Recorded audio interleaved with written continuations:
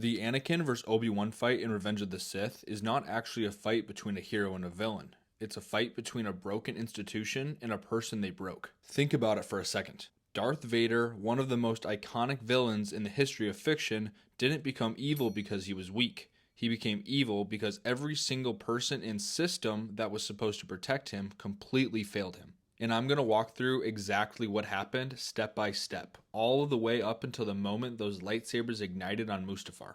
To understand why the Jedi failed Anakin, we first have to understand who Anakin was before they ever found him. Anakin Skywalker wasn't born into a life of privilege or power. He was born a slave on Tatooine. He and his mother Shmi were owned by a Targaryen junk dealer named Watto. No father, no freedom, just survival. And his mother. I want you to sit with that for a moment, because people gloss over it, and they really shouldn't. By the time Qui-Gon Jinn discovers Anakin, he was already 9 years old. And he wasn't just talented, he was reportedly the most Force-sensitive being the Jedi had ever encountered. Midichlorian levels higher than Master Yoda himself. This 9-year-old boy, who had spent his entire life as a slave, who had never known freedom, had a bond with his mother so deep, it was essentially the only emotional anchor he had ever known. And then Qui-Gon showed up and said, "Come with me, you could be a Jedi." And of course, Anakin said yes. But he had to leave his mother behind, in chains. That right there is the first crack, and the Jedi didn't even notice it. The Jedi Order had a rule. Children were brought to the temple as infants, usually between the ages of 2 and 6. The reason was simple. The younger the child, the easier it was to teach them detachment from emotion, because the Jedi believed attachment was the path to the dark side. When Qui-Gon brought Anakin before the council, Yoda and Mace Windu immediately sensed the problem. He is to be trained then? No, he will not be trained. He is too old.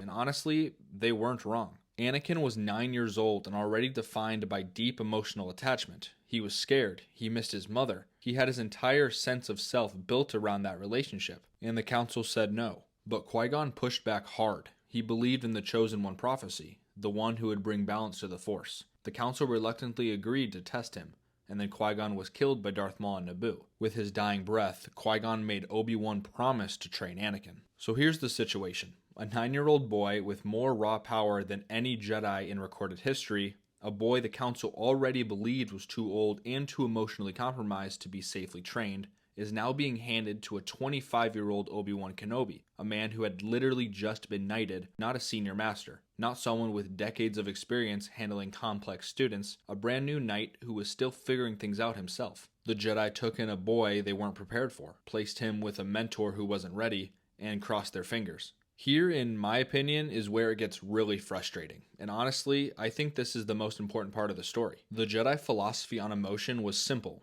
Don't be too attached. Fear, anger, love, release it all. What must I do, Master Yoda?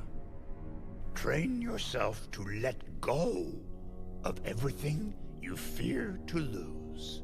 Now, think about who he was saying that to.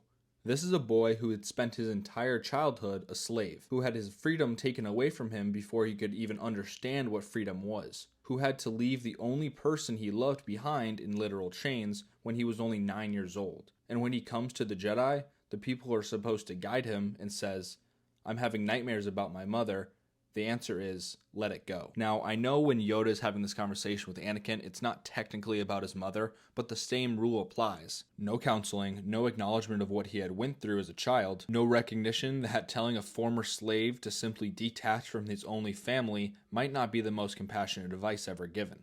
Just release your attachment, Anakin. What? And then the nightmares he was having came true. He went to Tatooine, he found his mother taken by Tusken Raiders, and she died in his arms. And the Jedi had nothing for him in that moment. They couldn't comfort him, they couldn't even acknowledge what he had lost, because doing so would only validate the exact attachment they'd spent years telling him to suppress. So instead, he told Padme. He confessed to her that he had slaughtered the entire Tusken camp that night, every single one of them, men, women, children, in rage and grief. And he could never tell the Jedi, because they had built a system where he couldn't be honest about who he was. That is failure number 2, and honestly, it's the most damaging one. Alright, before we get to the Clone Wars, if you're finding this breakdown interesting, go ahead and subscribe and hit the like button. I've got a lot more Star Wars deep dives coming, and I'd love for you to be a part of them. Alright, back to it. This one almost needs its own video, so let me know if you want a separate video on everything the Jedi did to Anakin during the Clone Wars that took him closer to the dark side. But until then, let me touch on the most important aspect of the Clone Wars I believe the Jedi got horribly wrong. It was Ahsoka. During the early to middle stages of the Clone Wars, Anakin was sent to Padawan. Ahsoka Tano was a young Togrutan female who was very headstrong and confident in her abilities, very similar to Anakin. Throughout the Clone Wars, whether it was on the Citadel, Mortis, or any number of their countless battles together, Anakin and Ahsoka bonded like siblings. Even though Anakin was her master, he treated her like a sister, and I believe he loved her like one too. Their relationship was great until the bombing of the Jedi Temple. During the later stages of the Clone Wars, Ahsoka was framed for the bombing of the Jedi Temple. And just as they often are, the Jedi Council was quick to act without much evidence. They expelled Ahsoka from the Order, angering Anakin, showing him and Ahsoka they really don't care, even for their own. After the conflict was resolved and Ahsoka was claimed innocent after a confession by Barriss Offee, the Order didn't even apologize. They used it as a learning tool for Ahsoka and even Anakin. Ahsoka did the right thing and refused their invitation back into the Order and left Anakin standing there. I believe in that moment, Anakin took one step farther away from the Order, which is why it was such a massive failure for the Jedi. And this is exactly where Palpatine steps in. Because while the Jedi were telling Anakin to bury his emotions, Palpatine was doing the exact opposite. He was listening. From the moment Anakin arrived on Coruscant, Palpatine positioned himself as a mentor and as a friend. He attended Senate functions, he complimented Anakin's power, he told him he was special at every turn, while the Jedi Council consistently made him feel like an outsider, a problem, and a liability. He never once told Anakin his feelings were wrong, which the Jedi and even Yoda did on multiple occasions. And Palpatine was patient. He spent over a decade building this relationship before making his real move. He knew exactly what vulnerability he was targeting, Anakin's terror of loss, his fear of losing the people he loved, the same way he lost his mother. So when Anakin began having visions of Padme dying in childbirth, Palpatine was ready. He introduced the legend of Darth Plagueis, a Sith Lord who had supposedly learned to cheat death. This was the perfect trap, because it wasn't join the dark side to gain power, it was join me to save your wife. And given everything the Jedi had and hadn't given him, who could Anakin actually turn to? The Council? The same people who had no room for his emotional reality for the past 13 years? He already knew the answer. And then, right at the very end, the Jedi managed to make things even worse. Palpatine revealed himself as the Sith Lord to Anakin, and Anakin, despite everything, did the right thing. He went straight to Mace Windu and told him everything. For a moment, just a moment, he chose the Jedi. Then when Mace Windu and the other Jedi rushed to confront Palpatine, Anakin was told to wait.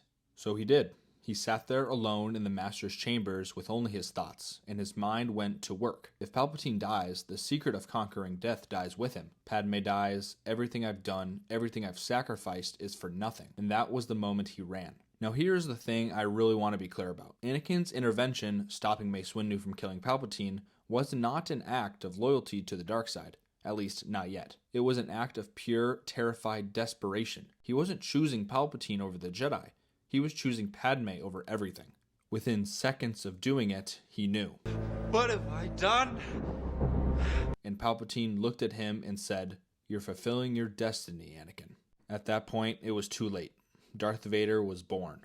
Which brings us to Mustafar. And the reason this duel hits as hard as it does is because everything I've just walked you through. Obi-Wan isn't just fighting a fallen Jedi.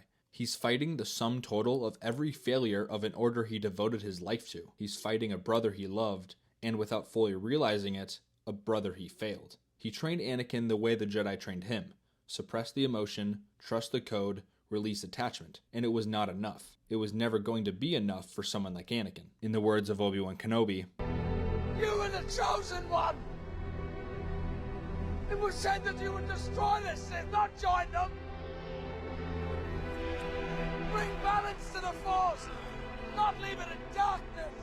That is not just grief. That is a man watching the entire foundation of his belief system collapse in real time. And one last thing worth noticing. Obi-Wan doesn't kill Anakin. He has the high ground. Anakin is burning, screaming, barely alive. Even shown in a deleted scene to be holding his hand out to Obi-Wan. And what does Obi-Wan do? He picks up the lightsaber and walks away. Some read that as mercy. I think of it also as guilt. He couldn't finish it because somewhere in there he knew. Here's what I think Star Wars gets so right about this story, and what I don't think enough people talk about. The Jedi Order believed that the path away from the dark side was to eliminate attachment, remove emotion, practice detachment above all else. And in Anakin Skywalker, they found the most powerful being in the galaxy, a boy shaped entirely by love and fear and trauma, and they tried to make him emotionally empty. It obviously didn't work, and the entire galaxy paid for it. Darth Vader is not a story about a good man who had made a bad choice. It's a story about a child who was never given the tools to make any other choice. The Jedi failed him first. Palpatine simply exploited that failure, and Obi-Wan spent the rest of his life on the desert planet, hiding, watching over a boy named Luke, trying in some small way to get it right. That is why the duel on Mustafar is the greatest fight in Star Wars. Because you're not watching a hero beat a villain. You're watching two people destroy each other because of everything that happened long before either of them ignited a lightsaber. Let me know in the comments, do you think the Jedi had any chance at saving Anakin? If there's one specific moment where you think everything could have been different, let me know in the comments. Otherwise, have a great rest of your day, and may the Force be with you. Always.